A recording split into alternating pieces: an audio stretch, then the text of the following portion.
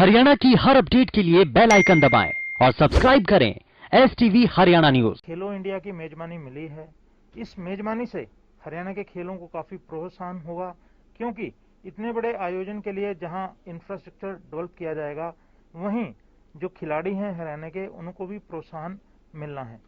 इसके साथ साथ जो ये खेलों को लेकर क्या तैयारियां चल रही हैं, हम जानेंगे खेल राज्य मंत्री संदीप सिंह से ये भी जानेंगे राजनीतिक रूप से कि उनके इलाके पेहवा, क्योंकि ये पेहवा से चुनाव लड़े हैं, राहुल गांधी होकर गए हैं, क्या प्रभाव उसका रहा। संदीप जी, पहले हम खेल की बात करेंगे।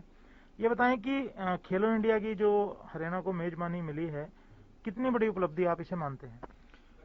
देखिए, बहुत बड़ी उपलब्धि है। और सबसे पहले तो हमारे प्रधानमंत्री श्री नरेंद्र मोदी जी, हमारे केंद्रीय खेल मंत्री किरण रिजिजू जी और हमारे चीफ मिनिस्टर साहब श्री मनोहर लाल खट्टर जी, इनका मैं धन्यवाद करूंगा, क्योंकि इनके ही द्वारा हरियाणा को एक मेजबानी मिली है। 1 नवंबर 1966 को हरियाणा बना था और आज लगभग 1 नवंबर आने वाला है।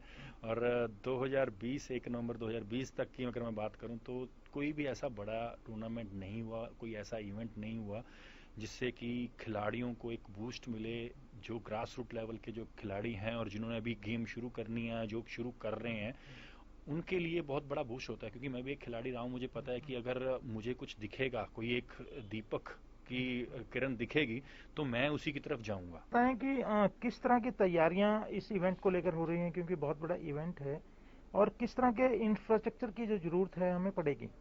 देखिए, ऑलमोस्ट जो इंफ्रा है वो काफ़ी हद तक हमारे पास है, और कुछ चीज़ें जो हैं जो हम तैयार करवा रहे हैं। तो अगले साल 2021 में ओलंपिक्स के बाद ही डेट तय होगी। तो टेंटेटिवली हम ये कह सकते हैं कि एंड ऑफ मतलब सेकेंड हाफ ऑफ ईयर में होगा। तो उसमें काफ़ी कुछ चीज़ें जो हैं वो तैयार हो चुकी हैं हमारे पास, और हम ट्राई सिटी में बैठे हैं, पंचकुला, चंडीगढ़ और मोहाली। तो यहाँ पर रहने का कोई ऐसी दिक्कत नहीं आएगी।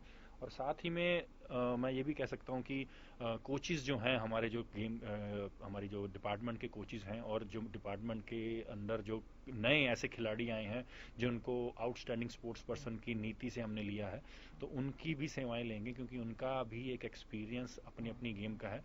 तो उनके द्वारा, और एक हमारे जितने भी इंटरनेशनल प्लेयर्स हैं जो अदर डिपार्टमेंट्स में हरियाणा गवर्नमेंट के अंदर जॉब कर रहे हैं, उनकी भी सेवाएं लेंगे हम। संदीप जी, ये क्योंकि 2020 जो है ये लगभग कोरोना के चलते जो है ये निपट गया है, और 2-2.5 महीने इस साल के लिए शेष हैं, जो क्योंकि इसमें जो तैयारियां होनी थी वो समय आपका कटा है।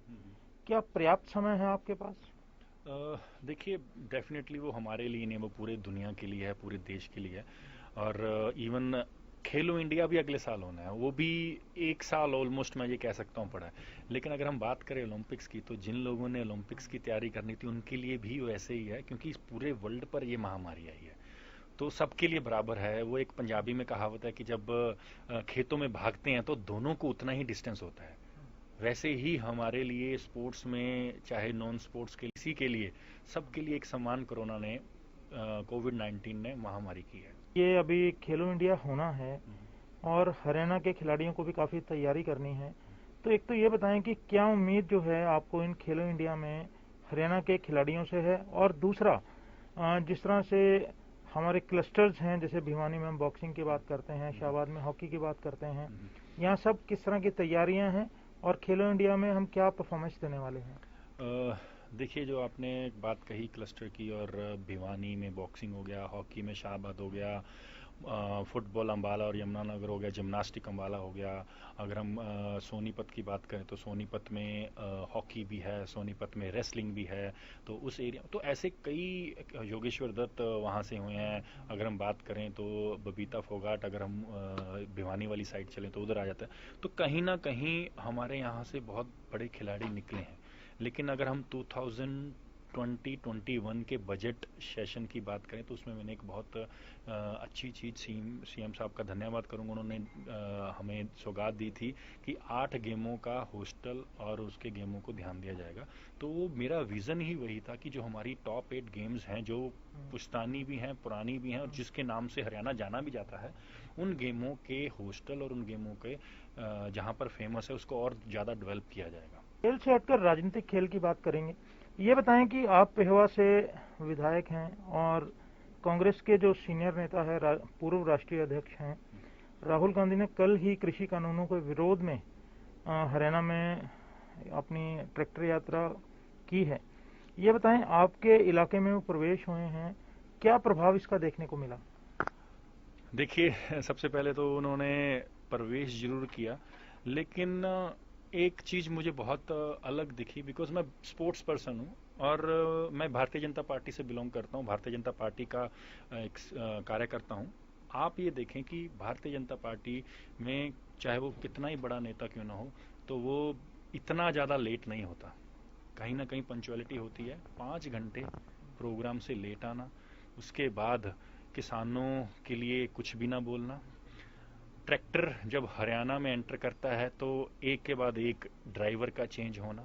जो अपने ड्राइवर एक नहीं रख सकते हैं तो वो देश का और प्रदेश का राजा कैसे एक रख लेंगे? तो सुना आपने, खेल के मंजे हुए खिलाड़ी अब राजनीति के भी मंजे हुए खिलाड़ी होते जा रहे हैं। उन्होंने राहुल गांधी की यात्रा को लेकर कितनी सटीक टिप्पणी की है कि जो व्यक्ति अपना